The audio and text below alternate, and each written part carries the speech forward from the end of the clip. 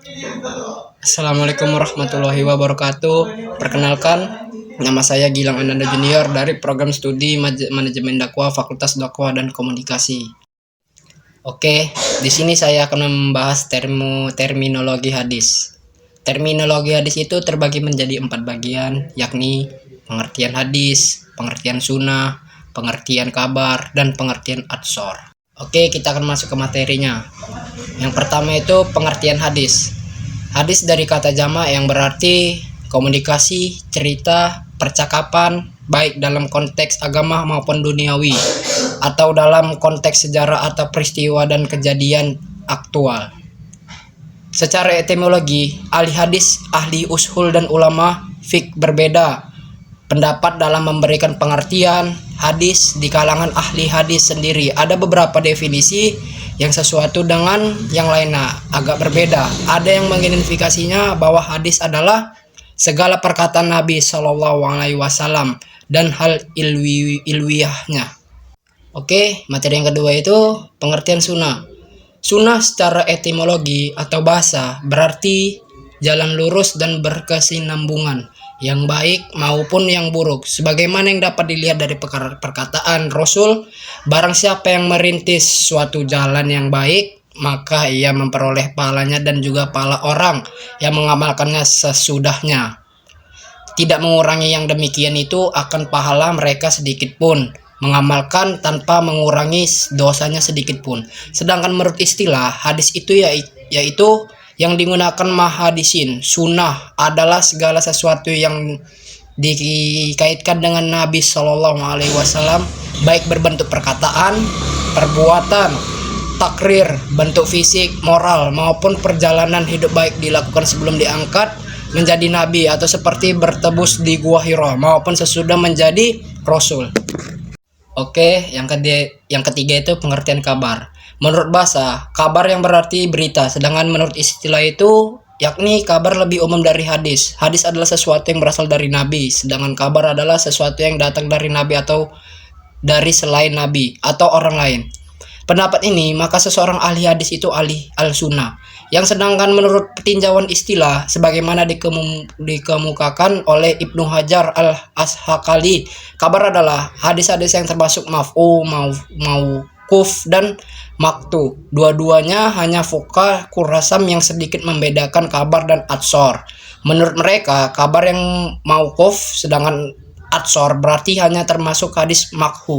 Oke, yang keempat itu pengertian atsor. Atsor secara etimologi berarti baqiyat aliyah, yaitu sisa ataupun peninggalan sesuatu. Sedangkan pengertian secara terminologi ada dua pendapat. Atsor adalah sinonim. Terus dari hadis yaitu segala sesuatu yang berasal dari Nabi Shallallahu Alaihi Wasallam, dan atsor adalah berbeda dengan yang hadis. Jumhur ulang cenderung menggunakan istilah kabar dan atsor untuk segala sesuatu yang disandarkan baik kepada Nabi Shallallahu Alaihi Wasallam dan demikian juga kepada sahabat-sahabat yakni tabi'in. Namun para fuqaha Qurasan membedakannya dengan mengusuhkan al-mauquf, yaitu berita yang disandarkan kepada sahabat dengan sebutan atsor, dan al-ma'u, yaitu segala sesuatu yang disandarkan kepada Nabi Shallallahu Alaihi Wasallam dengan istilah kabar. Oke, tadi kita sudah menjelaskan tentang terminologi hadis. Sekarang kita akan masuk ke bab 2, yakni kedudukan dan fungsi hadis. Oke, di sini kita membahas tentang kedudukan dan fungsi hadis. Yang pertama itu pada al-uraian ini sesudah dijelaskan bahwa dari segi keberadaannya sebagai wahyu dan sumber syariah yang wajib diamalkan, sunnah belajar dengan Al-Quran dari segi tingkatannya. Ia berbeda berfungsi dengan Al-Quran karena ia berfungsi menjelaskan sebagaimana firman Allah Subhanahu Wa Taala yang dijelaskan, dan kami turunkan kepadamu Al-Quran agar kamu menerangkan kepada umatku, ya manusia, apa yang telah diturunkan kepada mereka dan supaya mereka memikirkannya. Quran Al-Nahl ayat 44. Oke, kita di sini akan membahas tentang dalil-dalil tentang kehujanan hadis. Yang ketiga, yang pertama itu ada Al-Quran Al-Karim. Di dalam Al-Quran terdapat banyak yang menjelaskan tentang kewajiban taat kepada Rasulullah Sallallahu Alaihi Wasallam. Antara lain firman Allah Subhanahu Wa Taala bersabda, bahwasanya orang-orang yang berjanji setia kepadamu, sesungguhnya mereka berjanji setia kepada Allah. Tangan Allah Subhanahu Wa Taala di atas tangan mereka. Maka barang siapa yang melanggar janjinya, niscaya akibat ia melanggar janji itu akan menimpa dirinya sendiri. Dan barang siapa yang mentaati janjinya kepada Allah Subhanahu wa taala, maka Allah Subhanahu wa taala akan memberikan pahala yang besar. Quran Al-Fat ayat 10. Adapun hadis-hadis Nabi Shallallahu alaihi wasallam, yang pertama itu hadis Nabi yang menjelaskan tentang kehujanan sunnah atau hadis adalah, aku tinggalkan kepada kalian dua perkara. Kalian tidak akan tersesat selama masih berpegang kepada keduanya, yaitu kitabullah dan sunnahullah.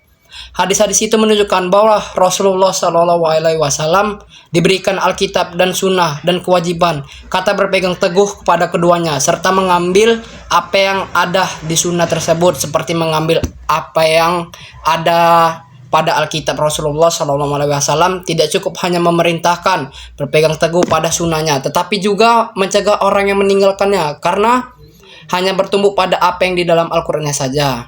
Terus ada ijma, yakni umat Islam telah mengambil kesepakatan bersama untuk mengamalkan sunnah. Bahkan hal itu mereka anggap sejalan dengan memenuhi panggilan Allah Subhanahu wa taala dan Rasulnya yang terpercaya. Kaum muslimin menerima sunnah seperti mereka menerima Al-Quran Al-Karim, karena berdasarkan kesaksiannya dari Allah Subhanahu wa taala Azza wa Jalla, sunnah merupakan salah satu sumber syariat yang telah disebutkan banyak ayat yang telah mengumumkan hal ini.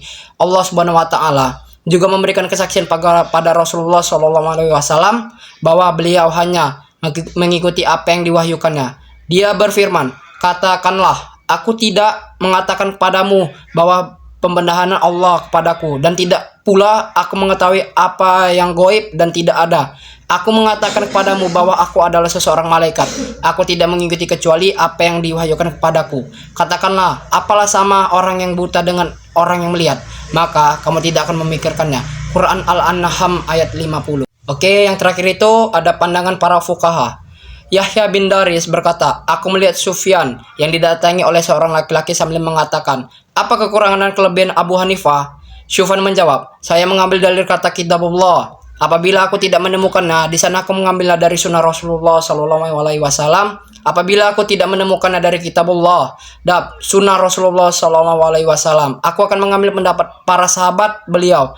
Aku mengambil juga pendapat dari siapapun di antara mereka sesuai dengan kehendakku sendiri, dan ketinggalkan siapapun di antara mereka yang tidak ku kehendaki.